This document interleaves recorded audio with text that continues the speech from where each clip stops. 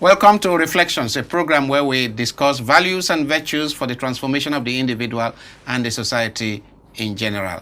I am Father George Ehusani, and I have with me in the studio once again Dr. Dayo Ajibade of the Brain and Body Foundation. We have been dealing with building strength approach to healthcare, and we have done 4 sessions. Today we are on the 5th session. We are going to be dealing with hormones, the hormonal system as part of the central governing system of the body. Dr. Ajibade, you're welcome once again. Thank you, Father. Good to be here. So, what are we up to today? The last time we spoke about the brain in some detail, and you promised that in the part 2 of this central governing system, we will work on the hormones. Yes. Now, tell us what you have for us today.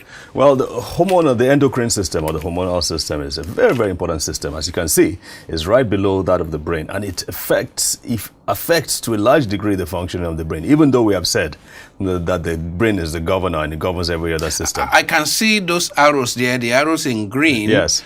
So even though the brain has an arrow going down to the hormonal and the immune, you also have arrows coming from the hormonal and immune towards the brain. Absolutely, because again, it's a feedback loop.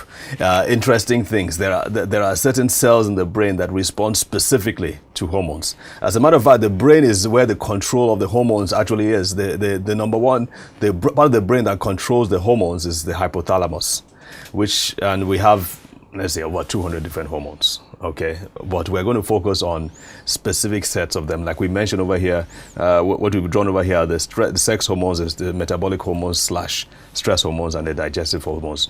Depending on how much time we have, we shall discuss them. But I mean, people need to know the sex hormones are testosterone, estrogen, progesterone. Yes. And then metabolic hormones and stress hormones, the thyroid, the adrenaline, the cortisol, the insulin. There's one they call noradrenaline. Adrenaline and noradrenaline, yes. So these are the metabolic and stress hormones. Yes. And then you have others, digestive hormones. Yes. That are responsible for digestion. They're responsible for all the things concerning responding to food, responding to when the food has been fully digested. So if I eat something that doesn't sit well in my stomach and I got nauseated or do like I want to vomit, a hormone is involved? A hormone is involved. That's a great point. A hormone is important. But what we want to do now, Father, is to look at hormones. What is the place of hormones as a whole? And I think it hasn't really been given the place that it needs to be given. How do we start to give our viewers a clear picture? If you think about it, hormones are what are responsible for whether you're a man or a woman.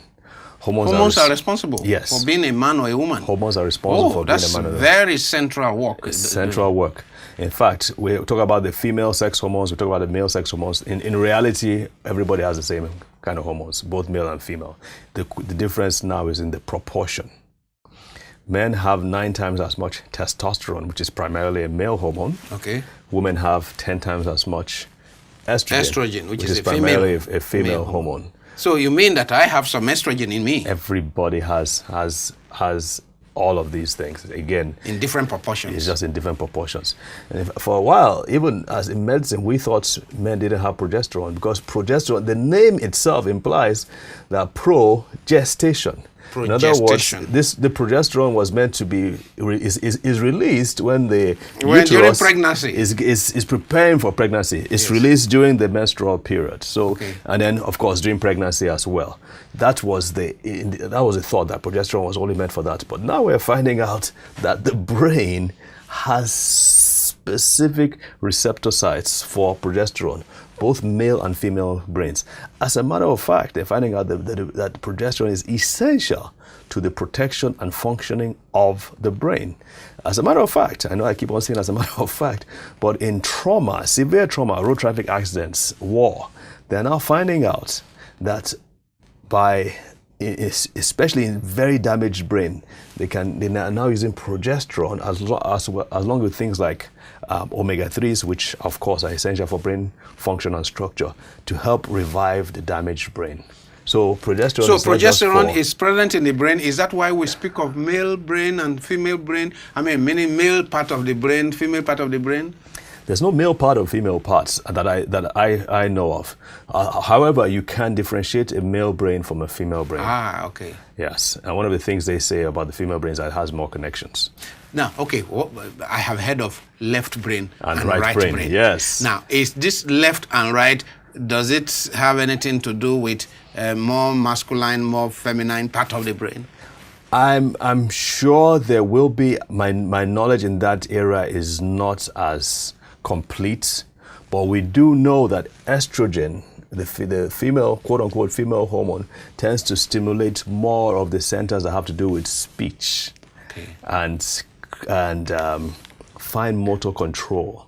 So in prehistoric times, and even today, for one, women tend to have a lot more words and vocabulary and tend to speak a lot more. Again, they're seeing Is that why they are often more nagging among husbands and wives? The husbands complain about their wives being That's more right. nagging. And women complain about their husbands not being communicative, Ah. being very quiet, because estrogen is what's responsible for more expression. So those are just interesting points here and there. But let's talk about the problems that are related to the endocrine system. Think about this. We talked about depression. We've talked about stress. We're also talking about, and men are more reticent about this, but things like libido, sex drive. It's becoming a big problem. 45, 50, 60-year-old men are complaining. As a matter of fact, what they told me in Nigeria is like, hey, listen, if you can get something that can help us with our libido, our sex drive, you'll be a billionaire. Is that why Viagra is... It's one of the top-selling medications of all time. But it's not without the side effects either. So people are looking for things that are natural and safe. And it all comes down to hormones, like we've said. Hormones, and maybe the cardiovascular system as well, because of course sex drive has to do with your blood flow to your organs. Now, as we grow older, especially after the age of 30, 30 seems to be the cutoff point. That's where you've reached the full height of your physical strength. Optimal functioning of the Optimal person. functioning. Well, 25 years of age, the mid-20s are there, because that's when the prefrontal cortex, the part that is responsible for executive function, is fully developed.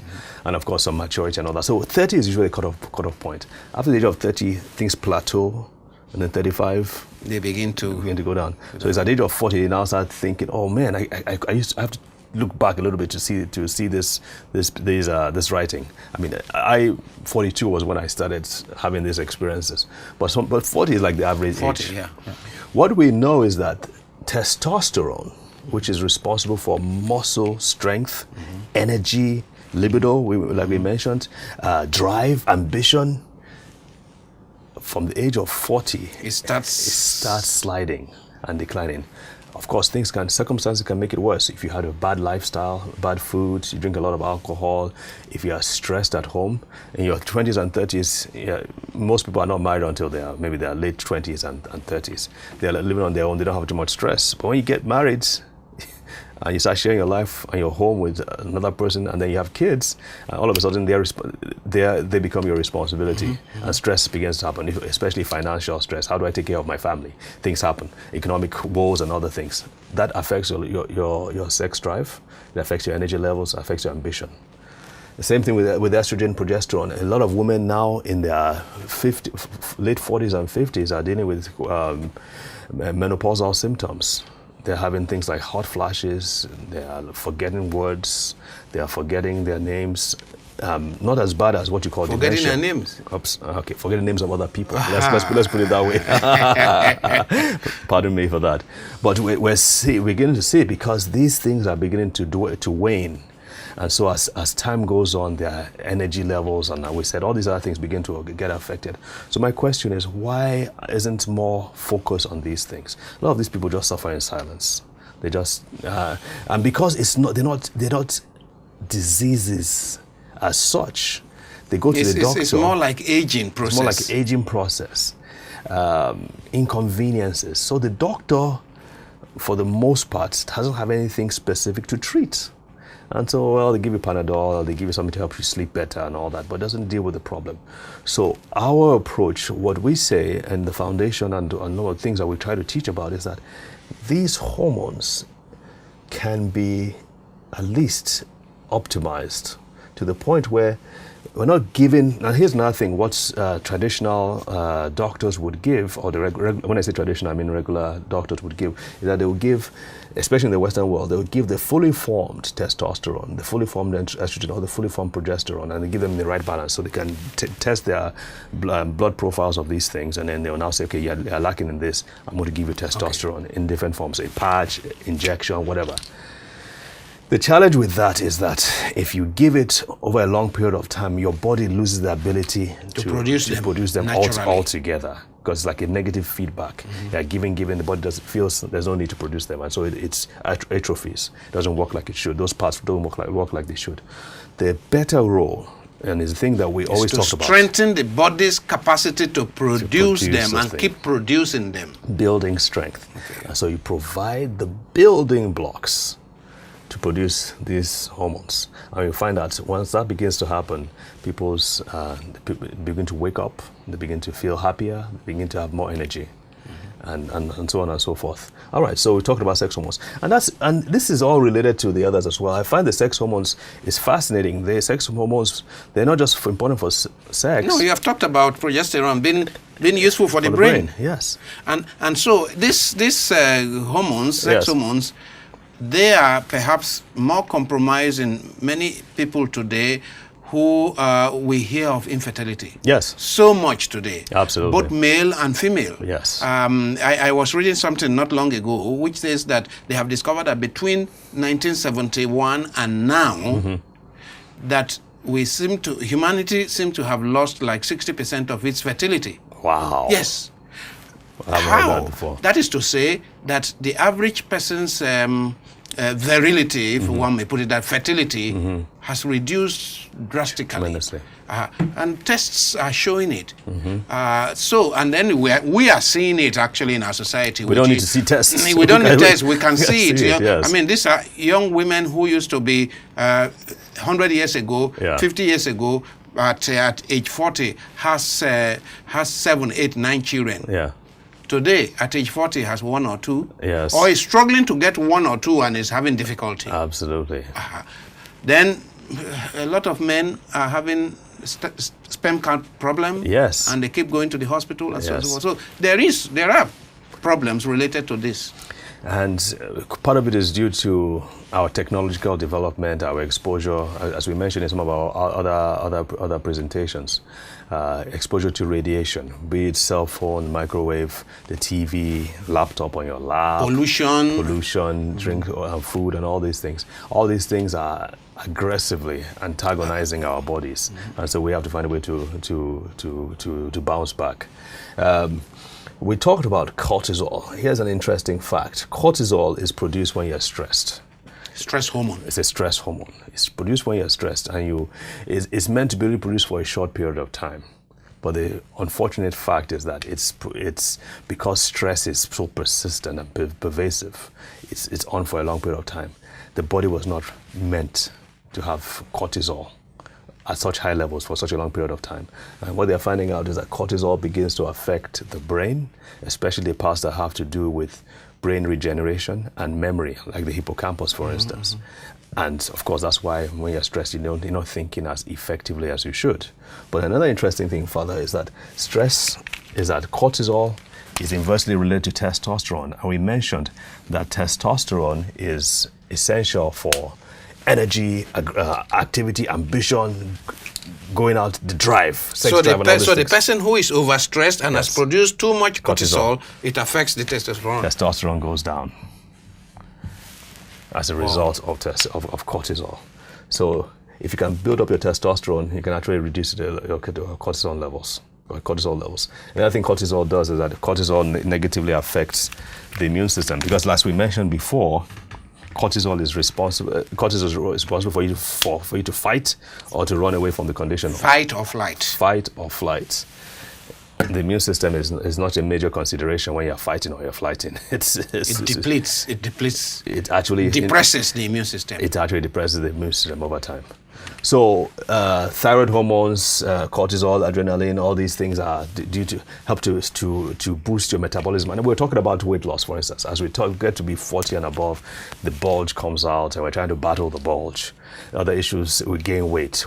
If we're trying to lift weights, we find out that the muscles don't really develop as they should when we were like 17 or 18. People who used to who lift weights at age of 18, when they get to be 40 or 50, they can't lift those weights. They can't lift, or even when they lift them, they don't develop as well. And that's again because testosterone levels have dropped down. So testosterone is responsible for bulk, again for energy, for strength, and all those things. So it's very important for both men and women. In fact, some doctors I know focus primarily on testosterone, even for women, and they find out that they get significant results.